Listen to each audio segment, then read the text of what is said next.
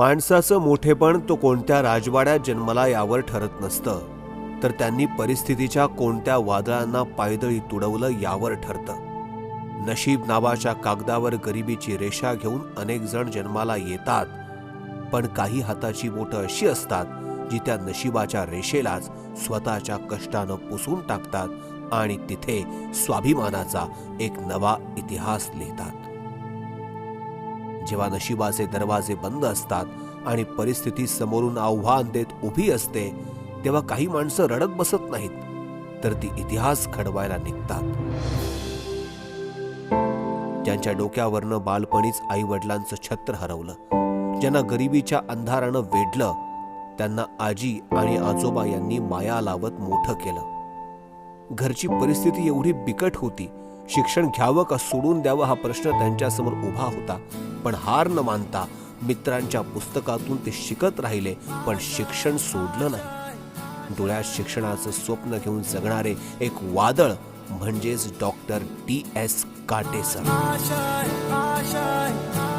शेवगाव तालुक्यातील आखेगाव या छोट्याशा गावातून सुरू झालेला एक प्रवास आज अनेकांसाठी यशाचा दीपस्तंभ बनला आहे. 1985 साल उजाडलं. महाराष्ट्रातील बुद्धिमत्तेचं केंद्र असलेल्या शासकीय अभियांत्रिकी महाविद्यालय पुणे अर्थात COEP इथून त्यांनी स्थापत्य अभियंता ही पदविका अत्यंत अभिमानानं आणि स्वाभिमानानं पूर्ण केली. पुण्याच्या त्या भव्य कॅम्पसमधून बाहेर पडताना त्यांच्यासमोर नोकरीचे शेकडो पर्याय होते. नोकरीच्या मागे न लागता त्यांनी व्यवसायाच्या धगधगत्या कुंडात उडी घेतली आणि अत्यंत शून्य स्थितीतून पाया रचला गेला DS काटे उद्योग समूहाचा. लकीरें अपनी हाथों की हम खुद बनाते हैं, हम वो नहीं जो किस्मत के भरोसे बैठ जाते हैं. नौकरी की बेड़ियों को ठुकरा कर जो आगे बढ़े, उसी हौसले को दुनिया में उद्योजक कहते हैं.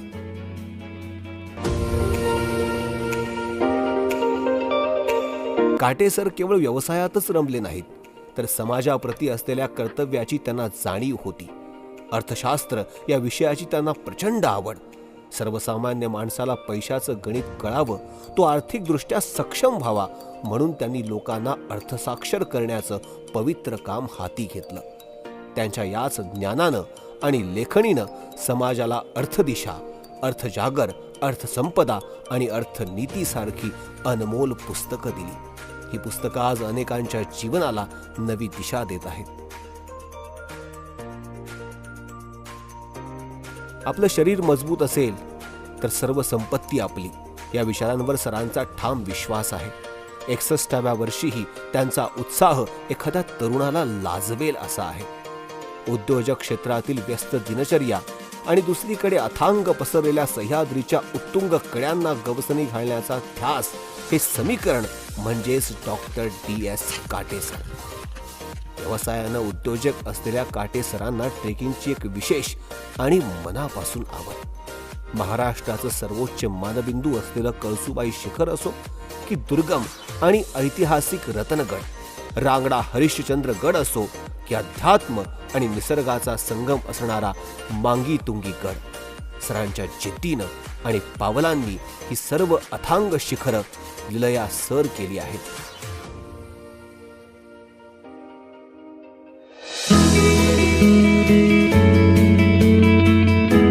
आता ऐका त्या ध्येयवेड्या माणसाची खरी किमया. जिथे जमीन पडीत, खडकाळ आणि नापीक, जिथं पाण्याचा टिपूस मिळणं कठीण, अशा आवर्षणप्रवण क्षेत्रात या शेतकरी पुत्रानं एक चमत्कार घडवला. 1-2 नव्हे तर तब्बल 10,000 केशर आंब्यांची झाडं त्यांनी या मातीत रुजवली आणि त्यासाठी पाणी साठवणुकीचे 4 विस्तीर्ण शेततळे निर्माण केले, ज्यांची एकूण पाणी साठवण क्षमता आहे 3,51,00,000 लिटर. स्वतः उद्योजक, अर्थतज्ञ आणि अभियंता असूनही मातीशी असलेली नाळ त्यांनी कधी तुटू दिली नाही.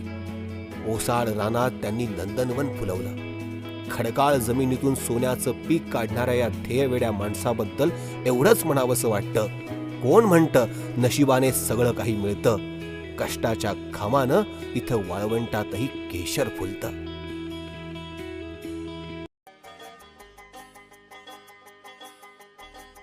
या जगात सगळेच माणसं पैसा कमावतात, पण संस्कारांची श्रीमंती कमावणं प्रत्येकाला जमत नाही. डॉक्टर काटे सर हे असंच एक उत्तुंग व्यक्तिमत्व की ज्यांनी केवळ संपत्तीच नाही तर आपल्या कुटुंबात संस्कारांचे असे गोड मळे फुलवले ज्याचा सुगंध आज 7 समुद्रापार पोहोचलाय. त्यांच्या संस्कारांची शिदोरी घेऊन त्यांच्या 3ही मुली आज इंजिनियर म्हणून अभिमानानं उभ्या आहेत. आणि नशिबाचा भाग बघा, त्यांच्या आयुष्यात आलेले 3ही जावई सुद्धा उच्च शिक्षित इंजिनियर असून त्यांनी आपलं उच्च शिक्षण परदेशात पूर्ण केलंय. आज 2 मुली अमेरिकेसारख्या देशात आपल्या वडिलांच्या नावाचा डंका वाजवत आहेत. वडिलांचा हाच स्वाभिमान पुढे नेत मुलगा गणेश यानंही इंजिनिअरिंग पूर्ण करून कोणाच्या हाताखाली काम न करता स्वतःचा एक स्वतंत्र व्यवसाय यशस्वीपणे उभा केलाय. आणि घरात लक्ष्मीच्या रूपानं आलेली सुनबाई साक्षी आज उच्च न्यायालयात वकील म्हणून न्यायाची धुरा सांभाळत आहे. पण एवढं सगळं वैभव असूनही काटे सरांचे पाय आजही जमिनीवर आहेत. शिक्षणानं आणि पैशानं आभाळाला गवसणी घातली असली तरी गावाकडचे मित्र, जुने सहकारी यांच्यावर सरांचं असणारं प्रेम आजही तसूभरही कमी झालेलं नाही.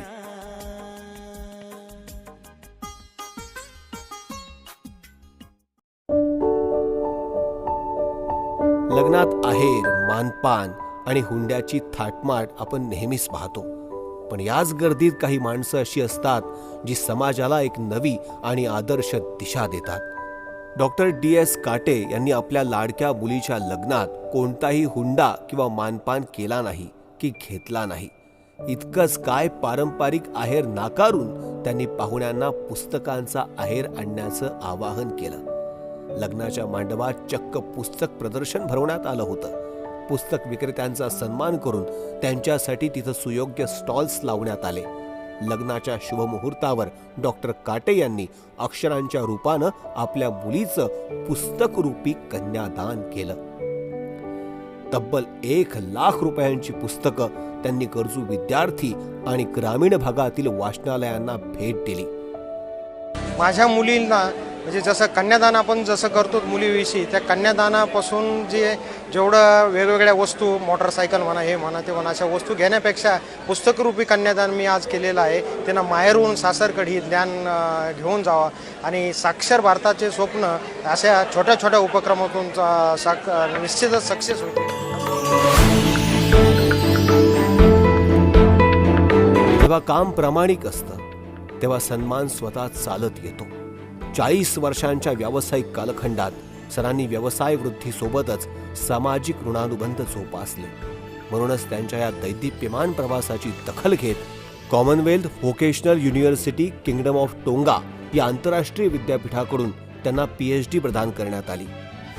राष्ट्रमाता जिजाऊ जन्मोत्सव सिंदखेड राजा इथं विश्व समाज भूषण पुरस्कार त्यांना 2017 साली देण्यात आला. भारतीय रिझर्व्ह बँक यांना लॉकर विषयक सूचना सरांनी केल्या आहेत. सन्माननीय सदस्य world constitution and parliament association America या संस्थेद्वारे अर्थ आणि पर्यावरण विषयावर लिखाण आणि प्रबोधन सरांनी केलंय.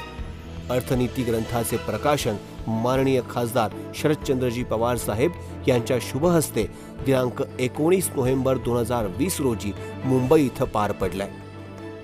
पहिलं विश्व मुक्त सृजन साहित्य संमेलन 2025ला दुबई इथं पार पडलं. त्याचे स्वागताध्यक्ष डॉक्टर DS काटे सर होते. गोवा राज्याचे मुख्यमंत्री माननीय श्री प्रमोदजी सावंत यांची 23 जून 2023 रोजी भेट घेऊन अर्थशिक्षणाचा समावेश माध्यमिक शालांत पाठ्यपुस्तकातून करण्यात यावा अशी योजना सरांनी सादर केली. ABP माझानं DS काटे ग्रुपला महाराष्ट्राचे अनमोल रत्न या सर्वोच्च पुरस्कारानं सन्मानित केलंय. अशा विविध पुरस्कारांनी सरांना सन्मानित करण्यात आलंय.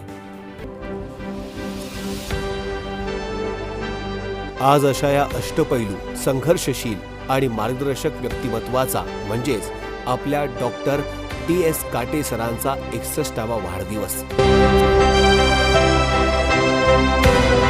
सर, तुमच्या आयुष्याचा हा प्रवास आम्हा सर्वांसाठी नेहमीच प्रेरणादायी राहील.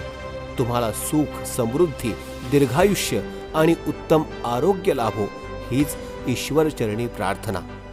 बात फुलांची आणि हा दिवस फुलांचा असावा, सोबतीला गुलाब आणि पुढे मोगरा दिसावा, रंग द्यावे, सुगंध द्यावा सगळ्या त्या फुलांनी. फुलांच्या या दिवशी मग सर एकही काटा नसावा, एकही काटा नसावा.